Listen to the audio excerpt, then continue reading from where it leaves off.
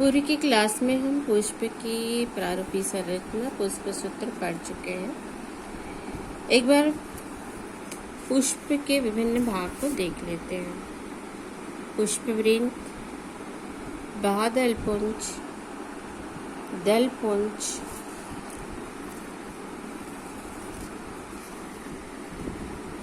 पुंमंग,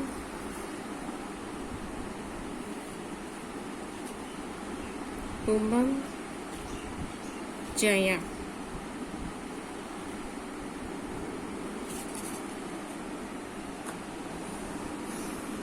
अब हम आते हैं पुष्प मानचित्र के बारे में पढ़ने से पहले पुष्प सूत्र को इंग्लिश में देख लेते हैं। उनके सिंबल देख लेते हैं। सर्वप्रथम BRL ब्रैक्टियोल सहपत्रिकाएं, BR ब्रैक्टिएट सहपत्र, EBR इब्रैक्टिएट असहपत्र। सर्कल के नीचे प्लस, ऊपर एरो, बाइसेक्सुअल द्विलिंगी। जाइगोमॉर्फिक एक्वियासमित।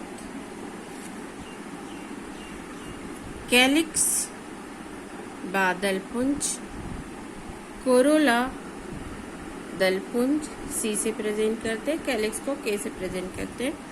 एंड्रोशियम पुंमंग को A से प्रेजेंट करते हैं। गाइनोशियम जयांग को G से प्रेजेंट करते हैं हम। एक्टिनोमॉर्फिक त्रिज्यसमित। सर्कल के नीचे प्लस फीमेल, सर्कल के ऊपर एरो मेल नर। G के ऊपर अंडरलाइन अधोवर्ती इंफीरियर, G के नीचे अंडरलाइन उत्तरवर्ती सुपीरियर को प्रेजेंट करते हैं। आज हम पढ़ेंगे पुष्प मानचित्र।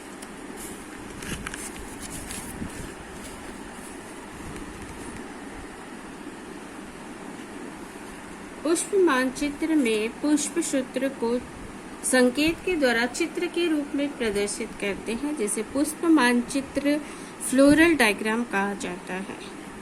पुष्प एक अक्ष निकलता है, अक्ष पर सहपत्र, सहपत्र के बाद पुष्पवृंत, फिर बादलपुंज कैलिक्स, कोरोला दलपुंज, पुंमंग एंड्रोशियम और जयांग गाइनोशियम पाया जाता है।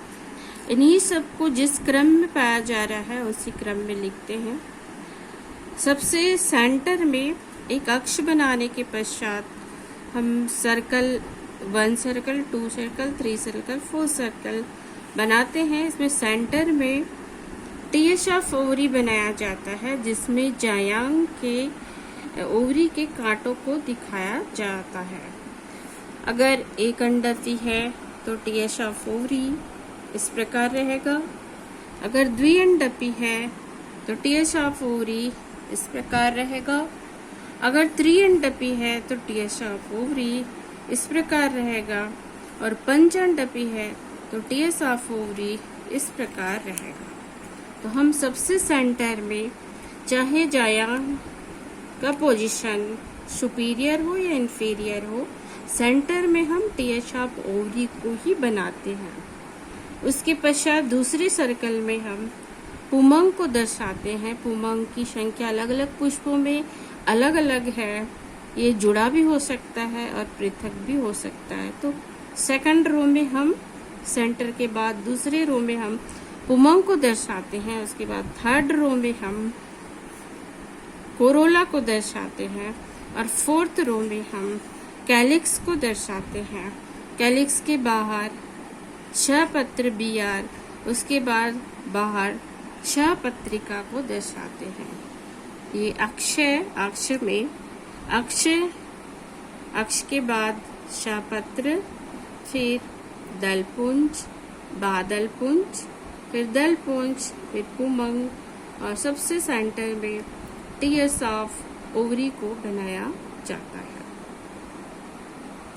इसके बाद हम देखते हैं कि जब हम दल और बाह्यदल को पुष्प मानचित्र में प्रदर्शित करते हैं तो किन चीजों को ध्यान देते हैं।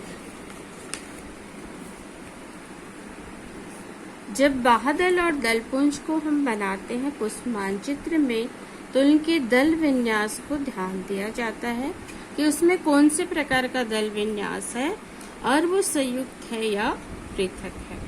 यहाँ पर विभिन्न दल विन्यास दिखाया जा रहा है। प्रथम और द्वितीय चित्र में दोनों दल विन्यास को हम कोरिस्पर्शी दल विन्यास कहते हैं।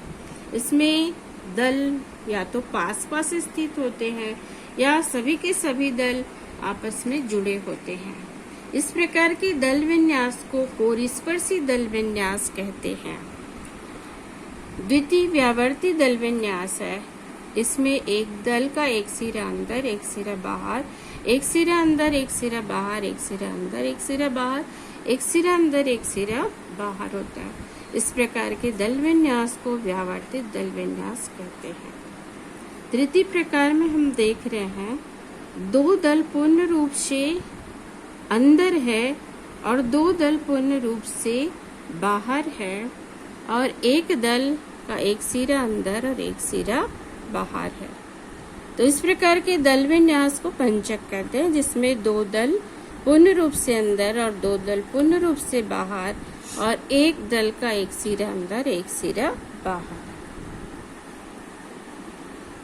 कोरछादी, इसमें एक दल का दोनों सिरा पूर्ण रूप से बाहर और एक दल का दोनों सिरा पूर्ण रूप से अंदर, बाकी का एक सिरा अंदर बाहर, अंदर बाहर, अंदर बाहर, अंदर बाहर होता है। इस प्रकार के दल विन्यास को कोरछादी कहते हैं। तितली नुमा वैक्सिलरी दल विन्यास, इसमें दल की संख्या 5 है, जिसमें सबसे बड़ा दल ध्वज है। इस दल ध्वज को हम इस रूप में प्रकट कर रहे हैं। दल ध्वज को हम इस रूप में प्रकट कर रहे हैं। ये दोनों पंख जैसे आकृति है, जिसे हम इस रूप में प्रकट कर रहे हैं। ये दोनों सबसे छोटे हैं, कील है और आपस में जुड़े हुए हैं। इसे हम इस प्रकार प्रकट कर रहे हैं। ये वैक्सिलरी दल विन्यास है। ये पैपिलियोनेसी कुल की विशेषता है। तो बाह्यदलपुंज और दलपुंज को बनाते समय हम मानचित्र में इन्हीं दल विन्यास को ध्यान रखते हुए बनाते हैं। अब हम एक पुष्प सूत्र देखते हैं और इस पुष्प सूत्र के आधार पर पुष्प मानचित्र को देखते हैं। बियार, जाइगोमॉर्फिक शाहपत्री ब्रैक्टियोल, जाइगोमॉर्फिक द्विलिंगी, संयुक्त बादलपुंजी, दलपुंजी 5, इसमें एक बड़ा दल ध्वज, 2 पंख और 2 आपस में जुड़े हुए हैं, जैसे किल कहते हैं। पुमंग, जिसकी संख्या 10 है, 9 जुड़े हुए हैं, 1 स्वतंत्र है। 9 जुड़ा हुआ है और 1 स्वतंत्र है। द्विशंगी, जायंग, एकंडपी और नीचे अंडरलाइन दर्शाता है कि उत्तरवर्ती अंडाशय, अर्थात सबसे टॉप पर ओवरी है, शेष पुष्पी पत्र उसके नीचे से निकल रहे हैं, जैसे कि पुमंग है, दलपुंज है, बादल पुंज है, ये ओवरी के नीचे से निकल रहे हैं। तो इसे सुपीरियर अंडाशय कहते हैं। अब हम पुष्प मानचित्र को देखते हैं। इस पुष्प मानचित्र में सबसे सेंटर में टीएस ऑफ ओवरी को बनाया गया है। इसके बाद 10 पुमंग को देखते हैं। 10 पुमंग में 9 पुमंग 1 2 3 4 5 6 7 8 9 इनको आपस में जोड़ देते हैं और 1 पुमंग जुड़ा हुआ नहीं है। इसको बनाने के लिए सबसे पहले इस अक्ष के सीधी रेखा में एक पुमंग, दूसरी सीधा रेखा में दूसरी पुमंग और इस तरफ 4, इस तरफ 4, उसके बाद 4 4 और बीच के पुमंग को आपस में जोड़ देते हैं। इस प्रकार 9 पुमंग आपस में जुड़ गए और 1 स्वतंत्र है। अब हम आते हैं C, 1 + 2 + 2 जुड़ा हुआ। ये इस दल विन्यास को हम चित्र में शो कर रहे हैं। ये 1 दल ध्वज है, ये दोनों विंग्स है और ये दोनों किल है। दलध्वज सबसे बड़ा है। दलध्वज के सिरे से पंख ढका हुआ है। पंख के दूसरे सिरे से किल ढका हुआ है और किल आपस में जुड़े हुए हैं। अब हम आते हैं K5 जुड़ा हुआ। सबसे बाहर हम कैलिक्स को ही बनाते हैं, बादल पुंज को। इसकी संख्या 5 है, 1 2 3 4 5, और इसको हम आपस में जोड़ देते हैं, तो ये K5 को प्रेजेंट कर रहा है। और यहाँ पर जाइगोमॉर्फिक को कैसे प्रदर्शित करते हैं? पुष्प मानचित्र बनाते समय जाइगोमॉर्फिक एक्टिनोमॉर्फिक को भी ध्यान दिया जाता है।